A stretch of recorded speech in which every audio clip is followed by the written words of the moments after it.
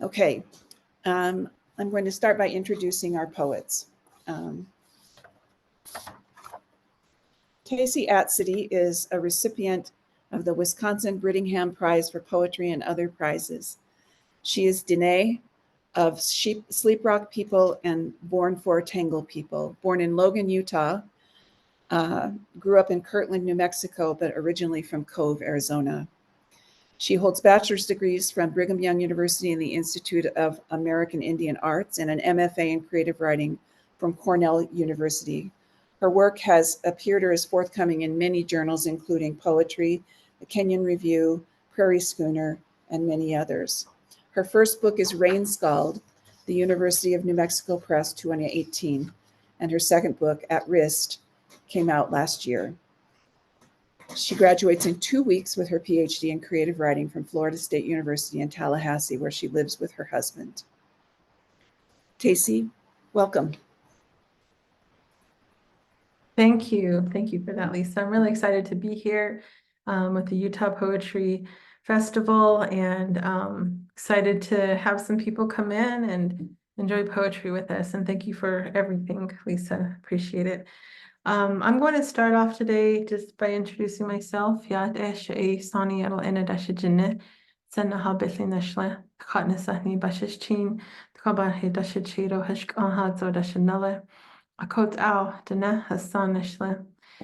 so my name is Tacey. That's my English name. My Navajo or Diné name is Sani Edel Ene. It means she who is like old women.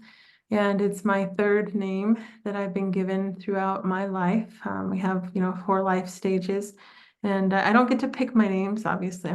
I wouldn't call myself she who is like old women, but yeah, a lot of people say like, oh, you must be wise. And I said, no, my back hurts and I go to bed early. So that's a little bit about me. And I'm originally from Cove, Arizona, and Diné, like Lisa stated, and I'm just excited to be here, coming to you from Tallahassee, Florida. So my first book is called Rain Scald, and keep it in front of my face so you can see it. This was my master's thesis when I was a student in New York, and I'm going to read the title poem. It's called Rain Scald. And the land usually in my work has a big part of, it influences my work quite a bit, especially in Rain Scald. And what I did was I juxtaposed the land, the gorges in New York with the canyons from back home in Arizona and New Mexico. And so these are some of the poems that came about. The poem Rain Scald that I'm going to read is part of my section called Gorge Dweller. In Ithaca, there are, Cornell University is set on gorges in Ithaca. And so it's really beautiful there. I had a hard time adjusting to the land when I first got there. I couldn't see the land, right? Those of you from Utah know what I mean when you can see miles and miles and miles. And so I found some solace in the gorges because they kind of opened up the land for me in a way that I wasn't able to get on top of the land with all the trees. So this is Rain Scald. When standing in rain for so long, you no longer hear or feel it falling. You believe it's stopped. Step away. Look to your skin, muck itch. It's a shame your hands have gone bald from fungus, taking you to what's beneath scab, to one of those nights when you know your gums will bleed. To say it's been a while or it has to do with wrist mange is to say rot comes so easily now. Skin weep, lapse, step through the whole black of your home and still no damp, know exactly when to bend your finger for the light switch. So familiar in a bod. Shame, your hands have gone haywire, taking you to what's beneath rust, ranges they've grazed. a time when you're combed through, when you know your knuckles and all that rain has swallowed.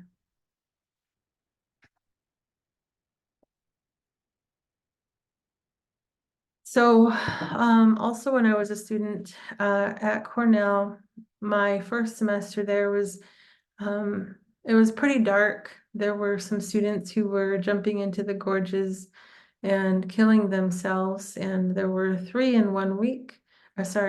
2 weeks, 2 consecutive weeks. And so this was a poem that I wrote in response to that. It's called Night Song to the Gorge Dwellers. With no fire, you offer nothing. Say, a body found, Fall Creek Gorge, eventual. It is meaning to happen, meaning to say, dear fellow. It is with deep name, strung like hair, water strands made old, made white, too close to dark. Second tragedy, Fall Creek throat, repeated, lost, thirst in almanac of the gorges, litany of wrists, look down at your wrists, down here where the thick laps the lips, where you haven't been taught to pull yourself out of the plunge pool and look for fire, look for rings shifted to your thumb and forefinger there, like vapor wrapping you in strips.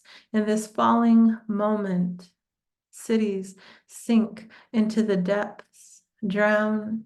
The earth face carried up and away in the current of a whirlwind where water and mountains hide in deep blue. What faces bring a reservoir filled, following the night when day fell into day, soon followed by night into night, thrice with no moon, thrice with no flame, kept in the thick.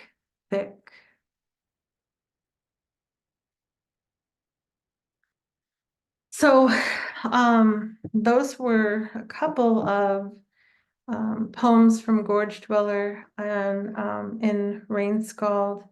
And I'm going to read the last poem of the book. It's called Evensong. It's in 3 parts.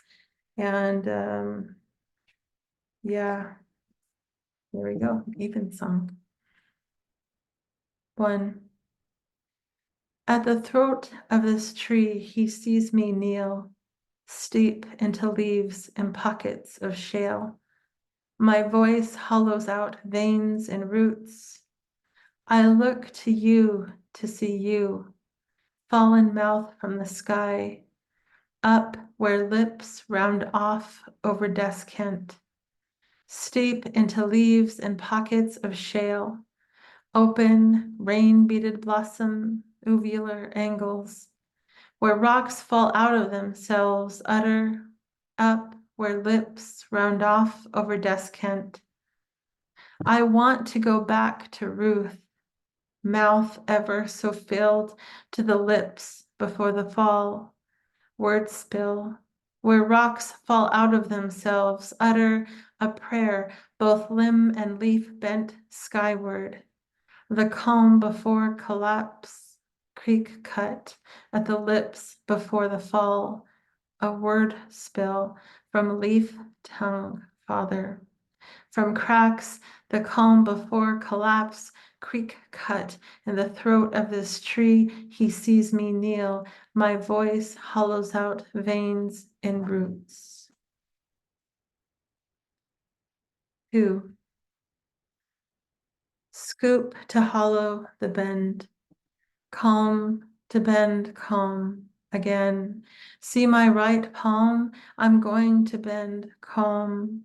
Rock wrens of eventide begin to warble the easy ends.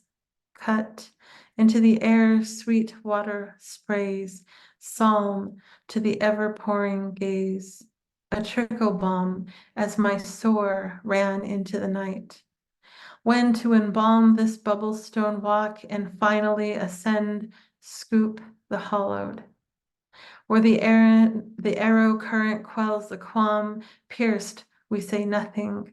I glance at my palm, It's where we began and didn't go, didn't lend our eyes toward the current whittled to bend, a sand swollen and a silent opening.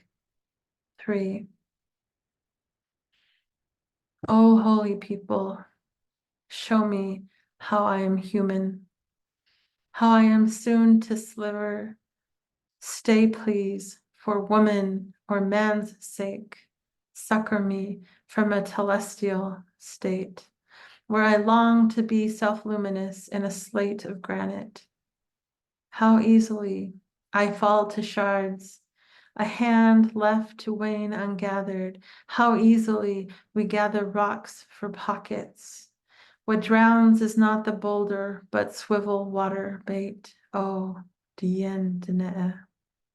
Hook me by the ribs, bear me up to human, so I know to come here only when it's a male rain.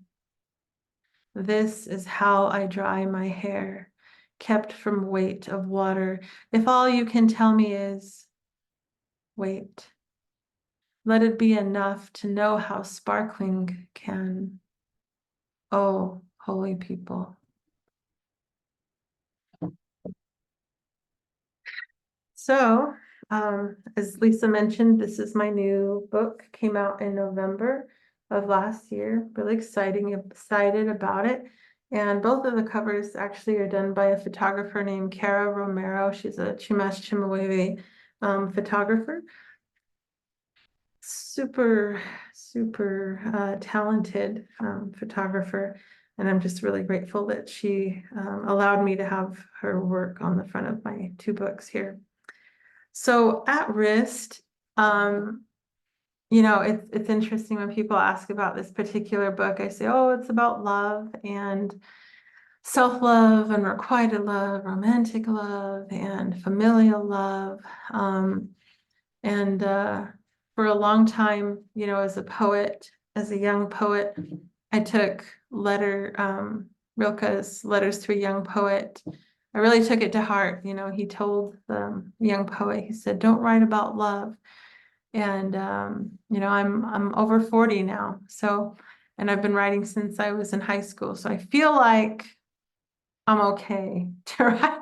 I felt like, okay, I feel like I can write a love poem now. So this whole book, love poems. It starts with a February snow.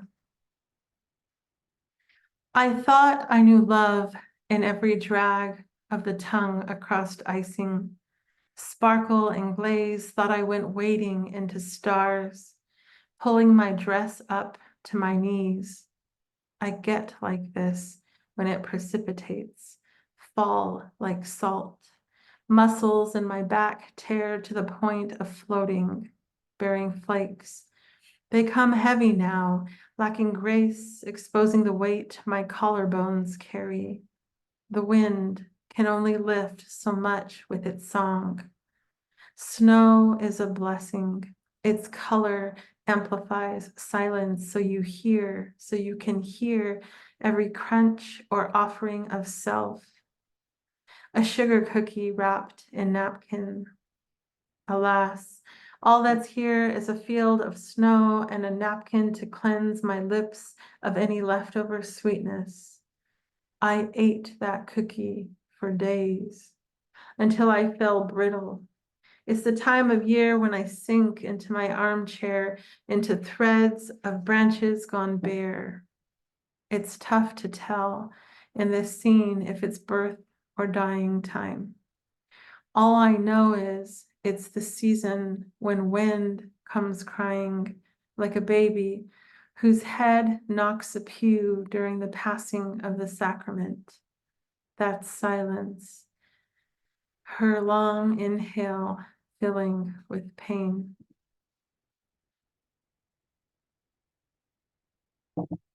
Sonnet for my wrist.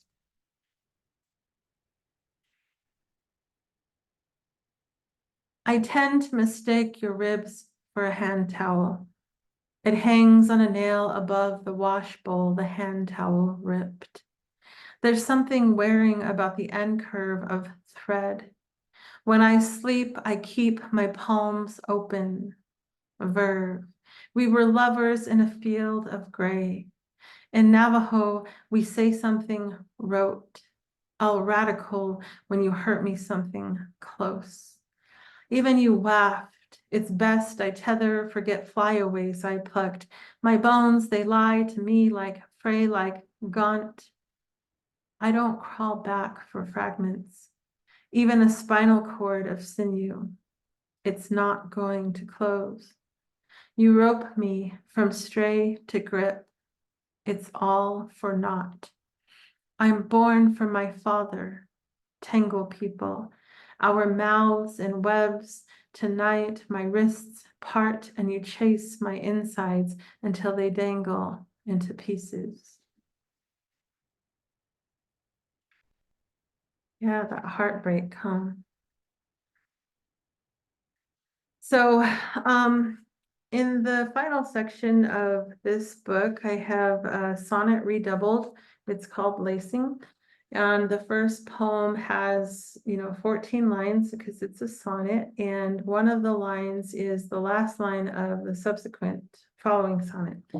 And so there are 15 sonnets altogether. And so I'm going to read you in these next couple of minutes a couple of maybe 3 more poems, and they'll come from Lacing. Lacing 11. At church, I sat salvaged. I said to send me away wearing nothing but satin and lace. We both felt secondhand. It was knee length and it wore me cheap. I couldn't embrace the old woman who once wore it, couldn't see my wrists even.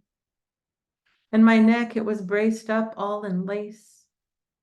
The woman next to me says, "How beautiful," I say, "this beautiful."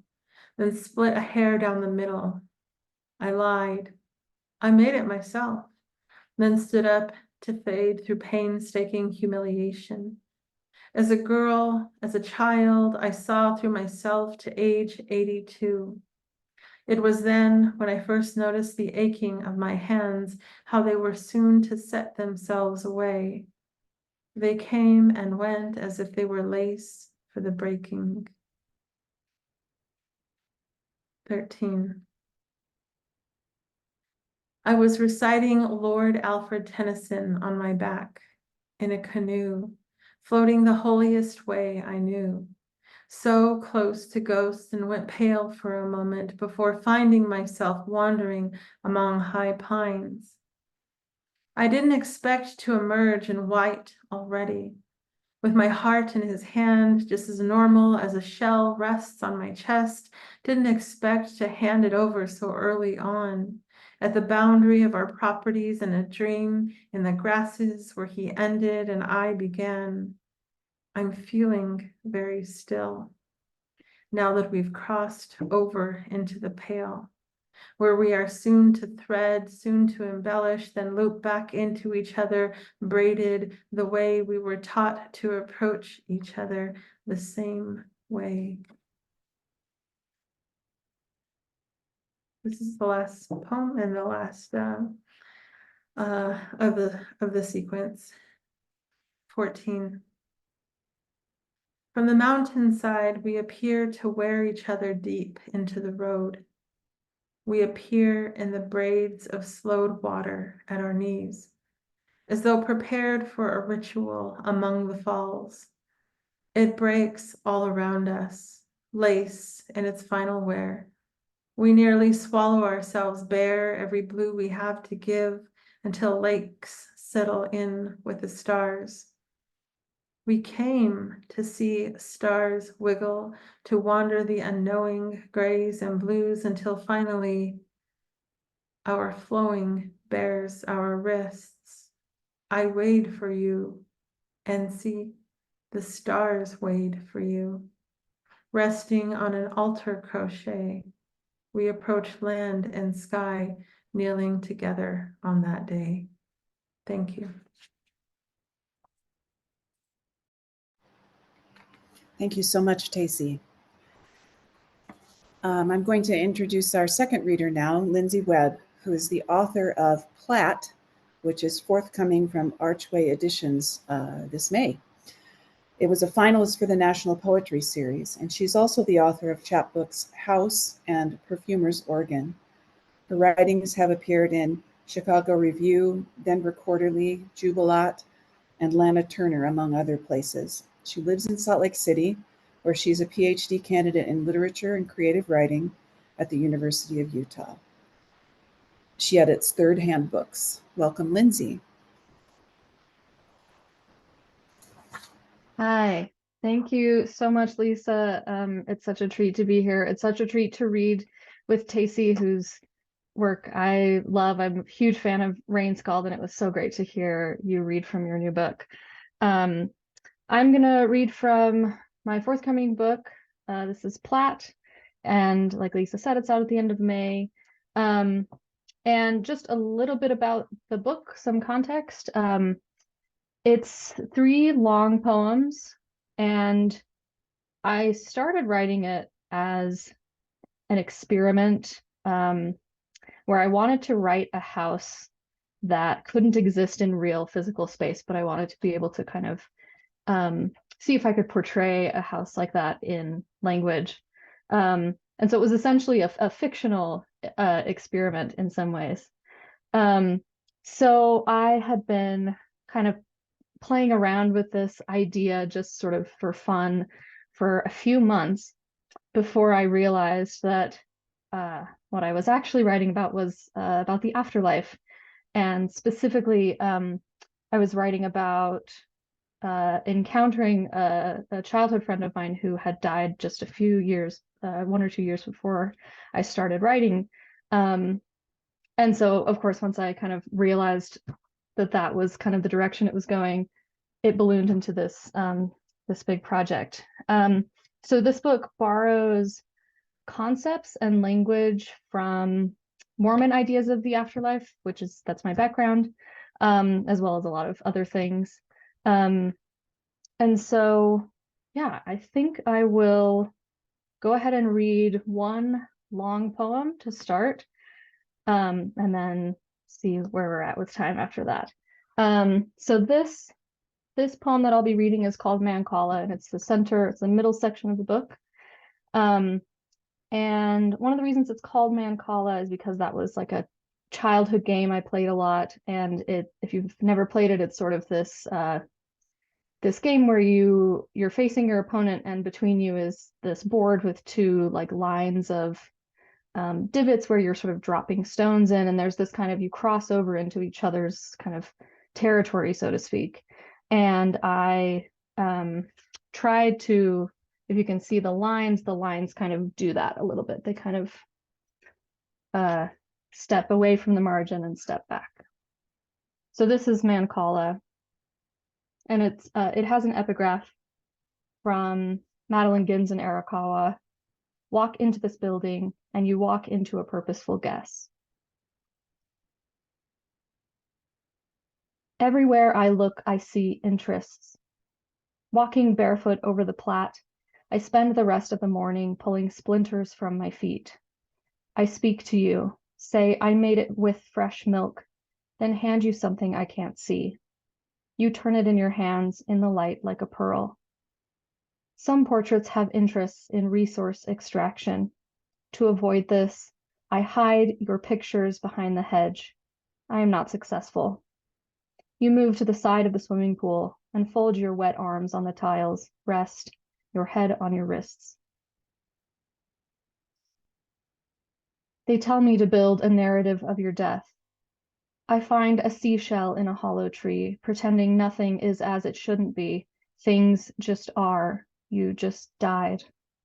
I try for a moment to write just the facts. A coyote finds a patch of familiar piss and rolls in it. One sentence goes, it's possible heaven killed her. Though I've learned a sentence is an interval during which, if there is a difficulty, they will do away with it. That's a line from Gertrude Stein. Sheets drop one after another to the edge of the yard, beyond. You tell me at the horizon is where they tie the sky down. The wall billows like laundry on a wire, plucked, gathered up, then dropped. I follow a machine of inputs and outputs, like a hallway to an earlier thought. Purple lights move across the hedge and wrap around my throat. When I crack the door in the garden wall, an arithmetic, carrying the 1, carrying the 2. The ice cubes in my glass splinter when you show me a hallway. Entering, they ask me to tell the story of your death. I make an attempt. Genetic predisposition, untreatable condition, intentional overdose, fenced, not trapped, herded. A coyote follows me, a coyote made of intersecting planes. I have met her before, in the so-called pre-existence. I rotate my camera to my right and see my reflection. To the left, girl teenager in a lousy heaven. I try to enter it, but being a coyote, it remains closed to me. A hallway made of stacked lines leads to my room. At the sound of loud music, I condense vertically like a sheaf of wheat. I write, a young woman pisses in the yard and the stones froth get holy. All this time you sit on my sofa and laugh at me as I stumble over my own speech. Yards, colors, brute matter, heaven's purchase on a plate. I stretch across your memory, and with enough effort, flatten and expand. Like a purple reflection on a glass sea, a thin surface of ink, a kind of double mountain. They tell me to build a narrative of your death that exonerates them, but I don't know where to find innocence. When I ask, they respond, you forfeited. A lake of blue where my arm used to be. The garden at my back still encourages me to speculate. Hair and beauty products, heaven's bad mood, the manful ordering of things. Standing far enough back, I get your reasons mixed up with mine. A vague transfer of ownership, wash of unbound colors. They tell me markets predict the future, and therein retain a kind of innocence. I run my hand over the stone wall, blank and undirectional. When you died, my life became a grid with many points, but no way. Thankfully, the garden keeps giving me envelopes, red for my hospital bills, yellow for my investments. On the other side of the wall, a woman plays her saxophone, the way one might shuffle cards. Her C-sharp has a torn corner. I open a door to splinter the apparently seamless barrier between cause and effect. Though I make a crack big enough to slip through, I am, on the whole, closing. The plat goes on hoarding its future like a sucked-in breath. I put clay to my eyes and swallow. Little root nodes follow me along the rock wall like points of light. My heart, once angry and brittle, softens like a young sculpture. In my next sculpture, young wine. Caught out late in a downpour, my thin shirt completely soaked, the world melts into a thin membrane. They say assigning motive is different than telling a story, as heaven is different from the earth.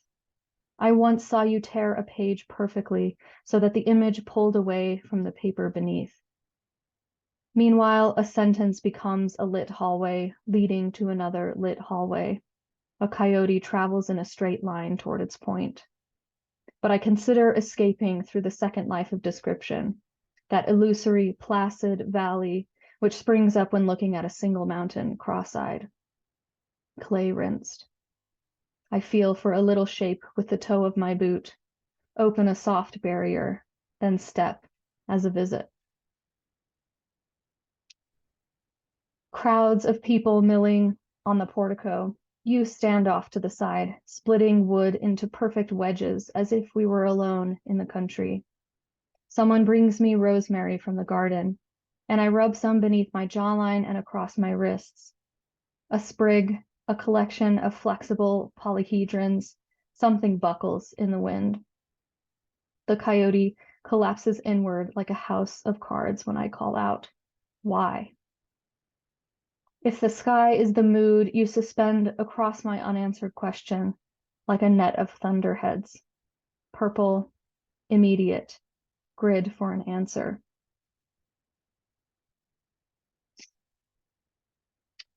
And the next poem I'll read, I won't read the whole thing. This one is longer than the one I just read, but I'm going to read some selections from a long poem called House. And as you might have guessed, this is the poem that I wrote first in the manuscript, even though it ends up, it actually closes the collection. And a couple quick things about this section. So this is, if you're familiar with Joseph Smith's Plat of Zion, that's what the book is named after. And it's essentially a city plan that he said was shown to him in a vision. And it is a really interesting document. If you've never seen it, it's very it's this beautiful grid.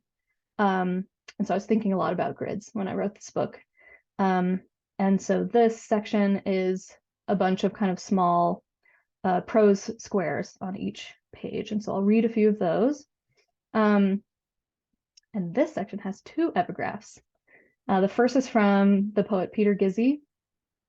I'm into the way the technology of an eye is filled with the dead. And the next one is from 2 Samuel chapter 7, verse 2. See, now I dwell in an house of cedar, but the ark of God dwelleth within curtains.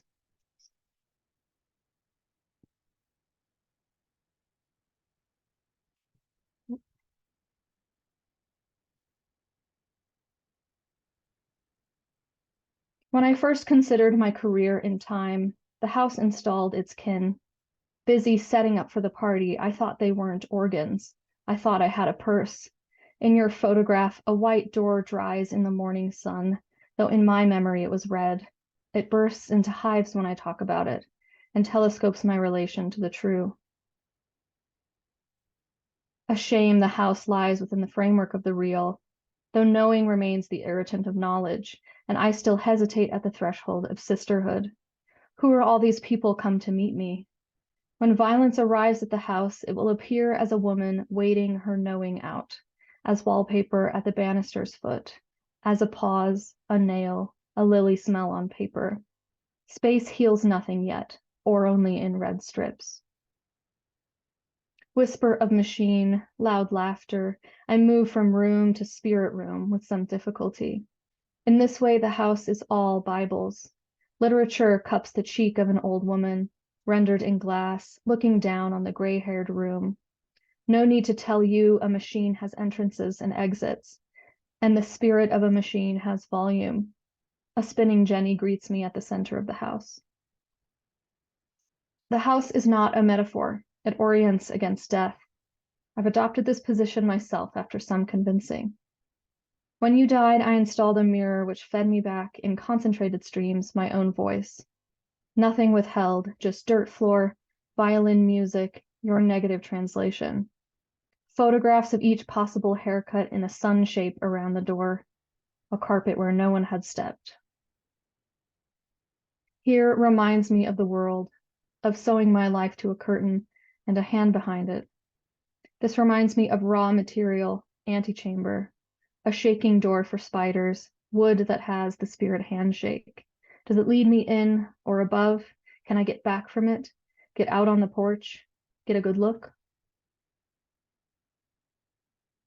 They say feet carry the mind as trees can carry concepts. Windows here dump faces onto faces, lift the vellum from the words. They say I have entered the enter, that to enter the world of baptism is easy, the world of paneling difficult. Little blonde tables. I'll describe what I see. Heaven, a young woman with her back turned to the future, a little lesson. Even though I'm on my period, I'm permitted a white ritual jumpsuit. I'm allowed the wet touch of ghosts. Even though the house is surveilled, I am mutual. and a cat falls out of the wall, landing on my shoulders. Even the curtains of power are satin beneath. Even rooms are natural, odd rooms plastic. I should have known that going in.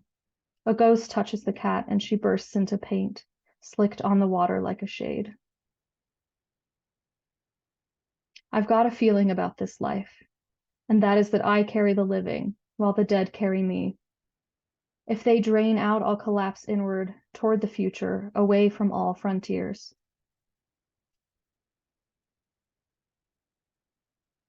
Though I try to move beyond a simple there is, I can't disregard the map.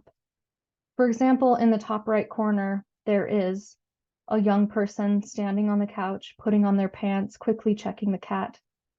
In the bottom left corner, an old man in denim touches the grass of the yard. Sleep is also not without narrative. Pearl of radio, yellow domestic short hair. Each night the floors of the house rearrange.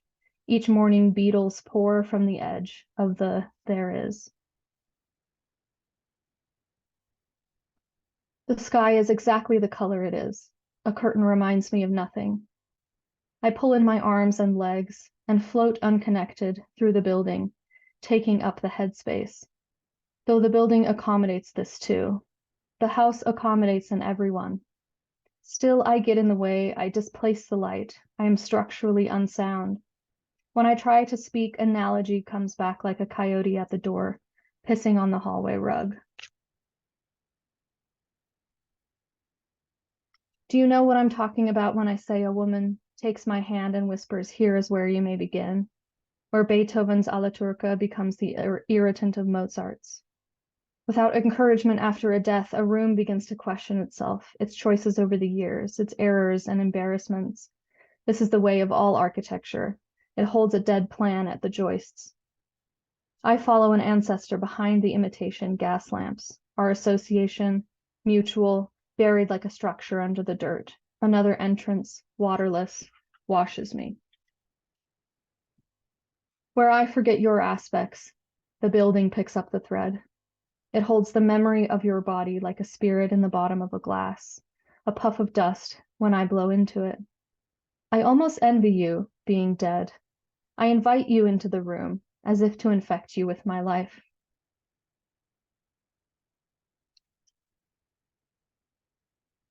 It must be true what they say, that in giving myself to a built environment, I've attenuated the tone of my own body.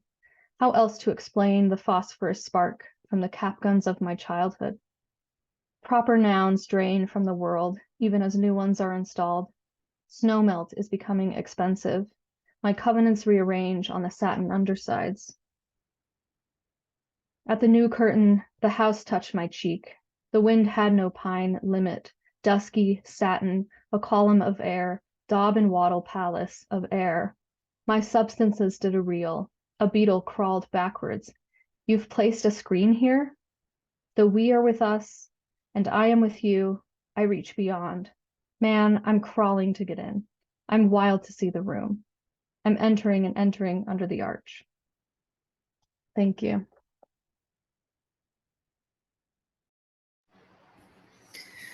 Thank you, Tacey, and thank you, Lindsay. We have time for maybe one question, if anyone has a question that they'd like to ask.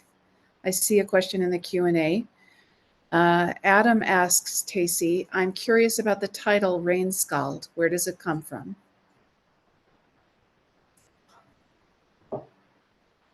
Yes, so Rain Scald, it, coming from the desert and heading out to New York where there was a fair amount of rain, and a fair amount of water, right? Our canyons back home are always dry.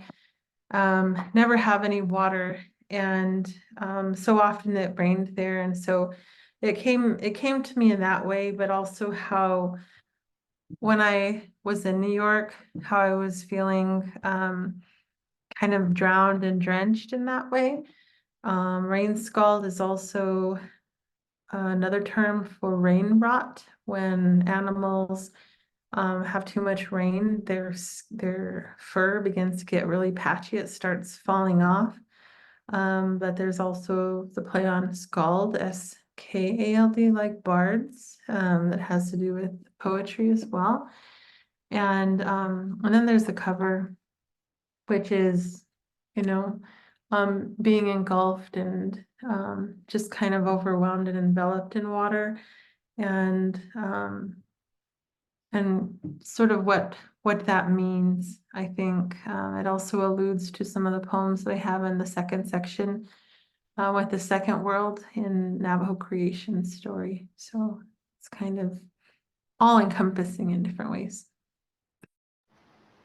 What a rich answer. Thank you. I'd like to just share with all of you that both Tacey's and Lindsay's books are available for pre-order or order on the virtual book fair and reading room on the festival website. You can see that link in the chat. And also encourage you to look at the other offerings that will take place tomorrow during the day, and our second headline reading, which will feature Willie Palomo and Shannon Ballum. Thank you so much for coming tonight, for taking time for poetry, and thank you again with my heartfelt thanks, Tacey and Lindsay. Goodbye.